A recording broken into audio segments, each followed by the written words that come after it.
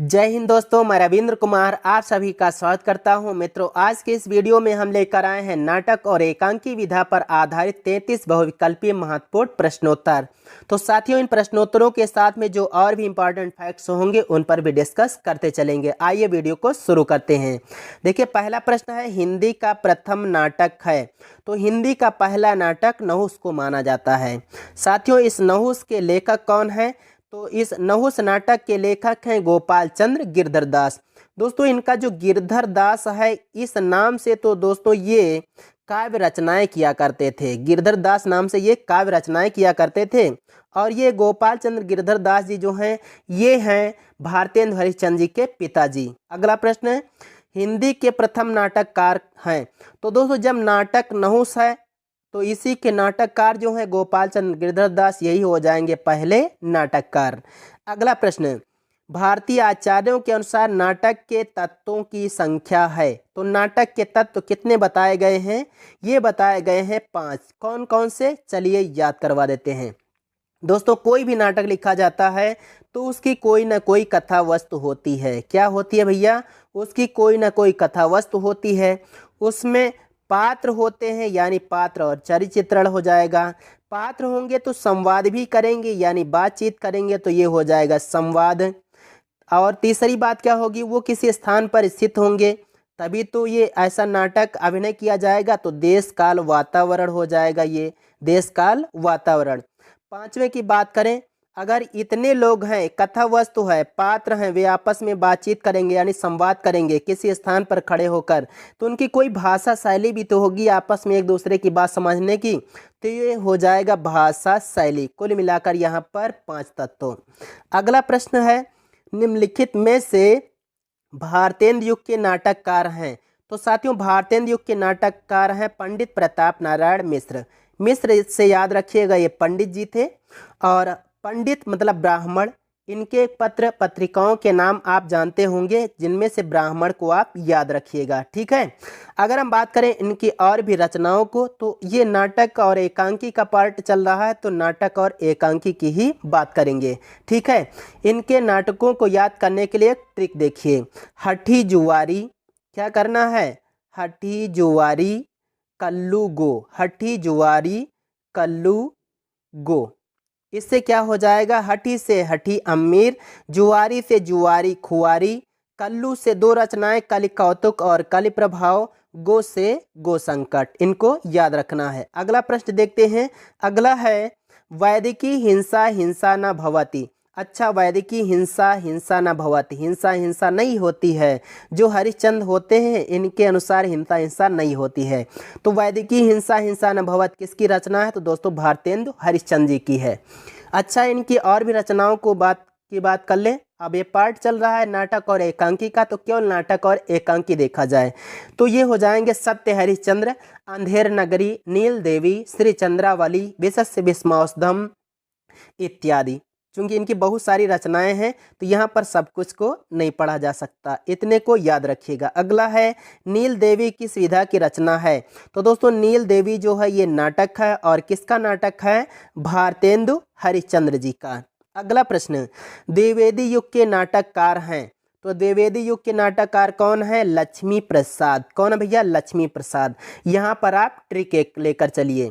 अच्छा, ये लक्ष्मी कहाँ पे जाती है दोस्तों? सेठ के पास में। अगर सेठ के पास में ये उदय हो जाए, अगर सेठ के पास में ये उदय हो जाए तो कन्हैया क्या करेंगे? वृंदावन। वृंदावन।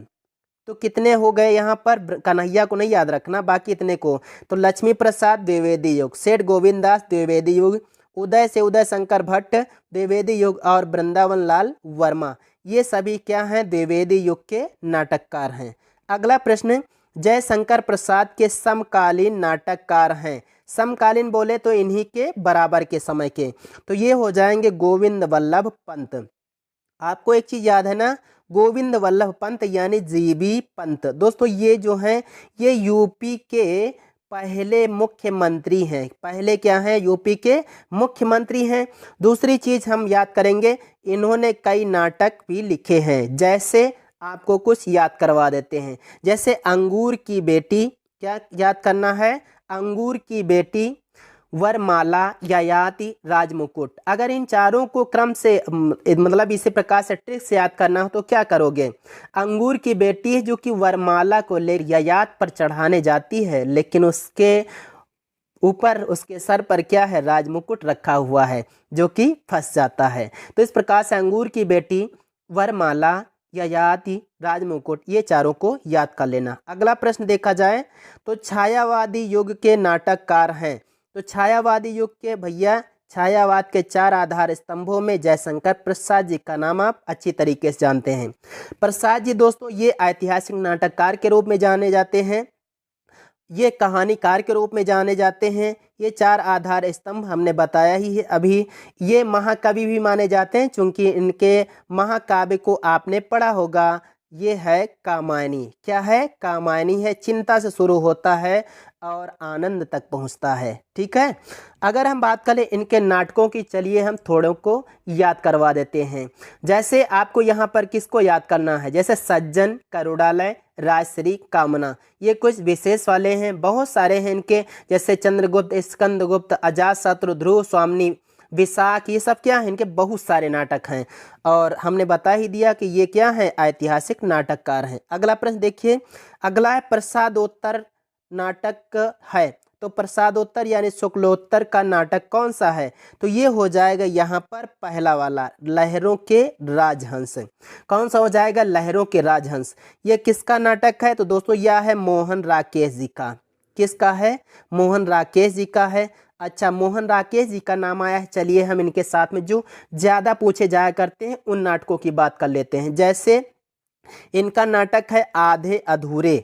आधे अधूरे, आषाढ़ का एक दिन, पैर तले की जमीन। ठीक है, ये ज़्यादा पूछे जाया करते हैं। इनमें से जो है ये पैर तले की जमीन, पैर तले की जमीन, ठीक है, यह दोस्तों इनका अधूरा नाटक है, यानी अधूरी रचना है, जिसे कमलेश्वर ने पूरा किया। किसने पूरा किया भैया? कमलेश्वर जी ने पूरा किया। तो इस बात को याद रखिएगा कि इनका यानी मोहन राकेश का अधूरा नाटक, उनकी अधूरी रचना है पैर तले की जमीन, जिसको पूरा किया था कमलेश्वर ने। अब आजकल ऐसे प्रश्न कुछ ज़्यादा पूछे जाने लगे हैं, अधूरे वाले। अगला प्रश्न देखिए, प्रसादोत्तर युग के नाटककार हैं। तो प्रसादोत्तर युग यानी वही जो लाइन यहाँ पर आई थी कुछ वैसी ही, वहाँ पर नाटक पूछा गया था, यहाँ पर नाटककार पूछा गया। तो ये हैं उपेंद्र नाथ अश्क। कौन है भैया? उपेंद्र नाथ अश्क हैं। अच्छा, अश्क जी का नाम आया है। चलिए हम इनके साथ में इनकी जो इम्पोर्टेंट रचना है उनको याद करवा देते हैं। जैसे आपको याद करना है अंजो दीदी और स्वर्ग की झलक, इन दोनों को आप याद रखिएगा। इनके दोस्तों एकांकी संग्रह आपको याद है ना, चरवाहे और अंधी गली, ये दोनों रचनाएं अक्सर पूछी जाया करती हैं। ठीक है, तो यहाँ पर इतना याद रखिएगा। अगला प्रश्न दिया गया है, ये अगला आगे बढ़ा लेते हैं। हिंदी का पौराणिक नाटक है। अच्छा, पौराणिक मतलब क्या? पुराना मान लो। तो गंगा का बेटा, कौन सा है? गंगा का बेटा पौराणिक नाटक है। अच्छा, ये किसका नाटक है? ये भी तो याद रखना है। यह है उग्र जी का। कौन से उग्र? पांडे वेचन शर्मा उग्र जी का नाटक है गंगा का बेटा। दोस्तों उग्र जी ने और भी नाटक लिखे हैं, जैसे महात्मा ईसा, चार बेचारे और चुंबन। अगला प्रश्न, इनमें से कौन नाटक नहीं है? तो अपना अपना भाग्य। अपना अपना भाग्य यह नाटक नहीं है, और यह क्या है? आप इसको कमेंट करके जरूर बताना आपने इसको इंटर में पढ़ा हुआ है। और अच्छा, ये किसकी रचना है? चलिए हम इतना बता देते हैं, यह जो दोस्तों रचना है यह है जैनेन्द्र कुमार की। ठीक है, चलिए अगला प्रश्न देखते हैं। निम्नलिखित में से कौन सी रचना नाटक है? तो कौन सी रचना नाटक? ये चंद्रगुप्त, स्कंदगुप्त, अजातशत्रु, ध्रुव स्वामिनी, विशाख, कामना, राजश्री इत्यादि क्या हैं? ये सभी नाटक हैं। किसके? प्रसाद जी के। अगला प्रश्न दिया गया है कि निम्नलिखित में से कौन सी रचना नाटक है? कौन सी रचना नाटक है? तो यहाँ पर चंद्रगुप्त, यहाँ स्कंदगुप्त ऊपर आया था, यहाँ पर चंद्रगुप्त पूछा गया। बाकी आप गोदान, निंदा रस, नमक का दरोगा जानते हैं। सूत पुत्र पूछा गया। सूत पुत्र किस विधा की रचना है? तो दोस्तों यह है नाटक। क्या है भैया? यह है एक नाटक। और किसका नाटक है? डॉक्टर गंगा सहाय प्रेमी जी का नाटक है। लहरों के राजहंस किस विधा की रचना है? अभी अभी बताया गया भैया, ये क्या है? ये एक नाटक है। और किसका नाटक है? मोहन राकेश का। अगला प्रश्न आया है, कौन सी रचना नाटक है? तो दोस्तों यहाँ पर नाटक एकांकी की बात चल रही है। नाटक एकांकी तो अंधेर नगरी, ये नाटक एकांकी के अंतर्गत आएगा। उसने कहा था, इसके लेखक कौन है भैया? उसने कहा था इसके लेखक हैं कौन? गुलेरी जी। और ये शेखर एक जीवनी अज्ञेय। तितली किसकी रचना है? जयशंकर प्रसाद जी की है। आइए अगला देखते हैं। और अंधेर नगरी किसकी रचना है? भारतेंद्र हरिश्चंद्र की। अगला प्रश्न है, भारतेंद्र युग का नाटक है, तो भारतेंद्र युग का नाटक कौन सा है? नल दमयंती। कौन भैया? नल दमयंती, जो कि भारतेंद्र युग का नाटक है। अगला देखिए, छायावाद की रचना है, तो छायावाद की रचना अब जहां कहीं भी आ जाए प्रसाद जी की रचना तो पूछना ही क्या? ध्रुव स्वामिनी। अगला प्रश्न, जयशंकर प्रसाद किसके लेखक हैं? तो ध्रुव स्वामिनी है, अभी बताया है। प्रमुख रेडियो रूपकार हैं, तो प्रमुख रेडियो रूपकार माने जाते हैं कौन भैया? विष्णु प्रभाकर जी। अगला प्रश्न देखा जाए तो हिंदी के प्रमुख एकांकीकार हैं, कभी नहीं भूल सकते आप उपेंद्र नाथ अश्क जी को। उपेंद्र नाथ अश्क जी को तो भूलना ही नहीं चाहिए। उपेंद्र नाथ अश्क जी हैं हिंदी के प्रमुख एकांकीकार। और आपके दिमाग में एक चीज़ और चल रही होगी, वो हम बता देते हैं, वो हैं राम कुमार वर्मा जी। दोस्तों राम कुमार वर्मा जी जो हैं ये एकांकी सम्राट माने जाते हैं और उनकी रचना आगे पूछी गई है, उस पर हम जाके डिस्कस कर लेंगे। यहाँ पर अश्क जी का नाम आया है, चलिए हम इनके साथ में कुछ बता देते हैं। उपेंद्र नाथ अश्क, इनके एकांकी नाटकों की बात करें तो तूफान से पहले, कैद और उड़ान, इन दोनों को याद रखिएगा। अगला प्रश्न दिया गया है, हिंदी एकांकी का जनक माना जाता है, तो यहाँ पर आप देख रहे होंगे हिंदी एकांकी का जनक किसको मानेंगे? तो ना भाई इनको मानेंगे, ना इनको, ना इनको। यहाँ पर मानेंगे किसको? भारतेंदु हरिश्चंद्र जी को। आपने कहीं पर राम कुमार वर्मा को भी देखा होगा, ठीक है, ये भी हम स्वीकार करते हैं, ठीक है। चलिए आगे बात कर लेते हैं। अगला प्रश्न है, निम्नलिखित में से कौन सी रचना भारतेंद्र जी की है? तो दोस्तों भारतेंद्र हरिश्चंद्र जी की कौन सी रचना है? अंधेर नगरी।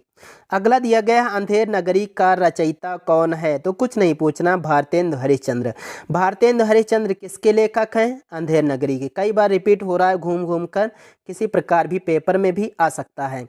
अगला है प्रेम जोगिनी। दोस्तों ये जो योगिनी लिखा है, कहीं कहीं पर प्रेम जोगिनी लिखा हुआ मिलता है, फिर भी कुछ भी हो, यह रचना है भारतेंद्र युग की और भारतेंद्र हरिश्चंद्र जी की।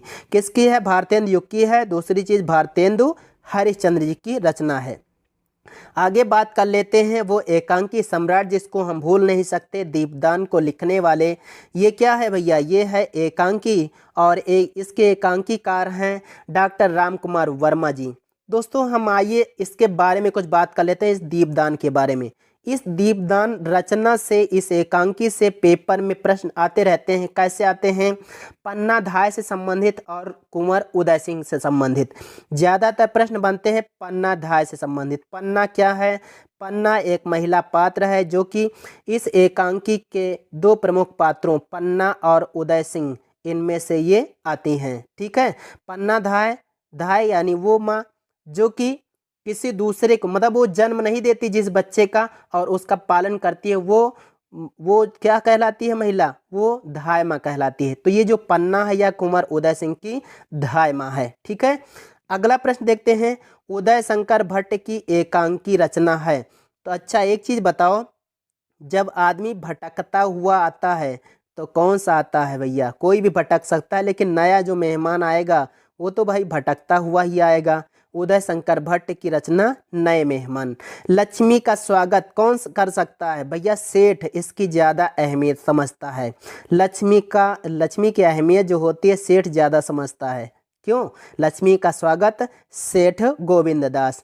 विष्णु प्रभाकर अगला दिया गया है, विष्णु प्रभाकर द्वारा रचित एकांकी है। प्रभाकर भैया क्या करता है? उसकी भी एक सीमा होती है, सीमा रेखा होती है। तो विष्णु प्रभाकर की रचना है सीमा रेखा। आज का अंतिम प्रश्न देख लेते हैं दोस्तों, ये हो जाएगा छायावादोत्तर युग के एकांकीकार हैं। तो छायावादोत्तर युग के जो एकांकीकार हैं ये हो जाएंगे डॉक्टर लक्ष्मी नारायण लाल जी। कौन है? डॉक्टर लक्ष्मी नारायण लाल जी। अगर हम यहाँ पर बात करें इनकी कोई इम्पोर्टेंट रचना तो वो है अंधा कुआं। कौन सी रचना है? अंधा कुआं, जो कि यह ज़्यादातर पूछी जाया करती है। ये क्या है? ये नाटक है और यह 1955 ईस्वी में प्रकाशित हुआ था। दोस्तों पिछला जो अभी आपने देखा ये 32वां प्रश्न, इनसे संबंधित कुछ बता दें। देखिए जैसे ये हैं विष्णु प्रभाकर जी, इनका एक उपन्यास है। उपन्यास को लेकर आए हैं क्योंकि ये कुछ अलग है। यह है अर्धनारीश्वर। क्या है? अर्धनारीश्वर। दोस्तों इस नाम से इन्होंने उपन्यास लिखा है और जहाँ कहीं भी मिलेगा कि अर्धनारीश्वर उपन्यास किसका है तो आप लगाइएगा विष्णु प्रभाकर। लेकिन अगर इसके अलावा उपन्यास की बात न कर रहा होगा तो वहाँ पर दिनकर की भी रचना हो सकती है, तो इस बात को याद रखना। जैसे नहुस नाम से रचनाएं किसकी हैं, वहाँ पर आपको दो चीज़ें देखना है। एक तो बात गोपाल चंद्र गिरधर दास जी ने नाटक लिखा है, दूसरी चीज़ नहुस नाम से मैथिली शरण गुप्त जी की भी रचना है। तो दो चीज़ें हमेशा याद रखना। तो दोस्तों आप बताइए यह वीडियो आपको कैसा लगा। यदि साथियों अच्छा लगा हो तो लाइक ज़रूर करना। आइए दोस्तों चलते हैं, कोई अगले वीडियो में अगला टॉपिक लेकर फिर से उपस्थित होंगे। तो जय हिंद, वंदे मातरम।